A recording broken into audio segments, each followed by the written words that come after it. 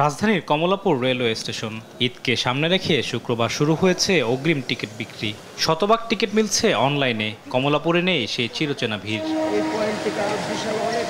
অনলাইনে টিকিট বিক্রিতে স্বস্তি মিললেও কাউন্টারে টিকিট বিক্রি না হওয়ায় নিম্ন আয়ের মানুষ বঞ্চিত হবে বলে মনে করছেন অনেকেই। এখানে বললো অনলাইনে টিকিট দিচ্ছে, এখন অনলাইনে তো আমি বুঝি না, জানি না অনলাইন বিষয় কি বুঝতে পাই না। মোবাইল যাদের টাচ মোবাইল আছে তাদের অনলাইন সম্বন্ধে বুঝবে, আর যারা টাচ মোবাইল নাই তারা অনেকে টাচ মোবাইল চালাতেও পারে না, অনলাইনের মধ্যে বুঝতেও পারে না। সবাই অনলাইনে টিকিট অ্যাভেলেবেল ব্যবহার করতে পারতেছে না, সেক্ষেত্রে আমাদের জন্য এটা একটা দুঃখজনক বিষয়। কর্তৃপক্ষ বলছে 43 জোড়া আন্তনগরের পাশাপাশি চলবে স্পেশাল ট্রেন। প্রয়োজনে যুক্ত হবে অতিরিক্ত বগি। তবে 6 লাখের বেশি চাহিদা থাকলেও রেলের সক্ষমতা মাত্র 55,000।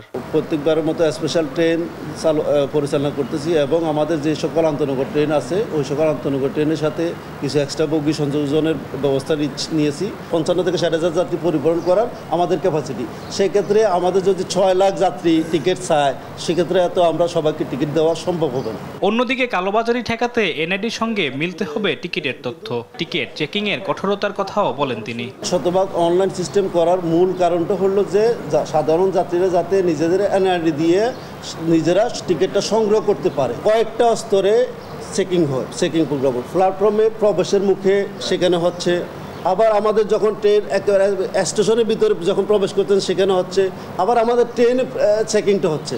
এখন পর্যন্ত টিকিট না পাওয়ার কোনো অভিযোগ আসেনি জানিয়ে প্রথম 2 ঘন্টায় 85% টিকিট বিক্রির কথা জানান কমলাপুরের স্টেশন ম্যানেজার।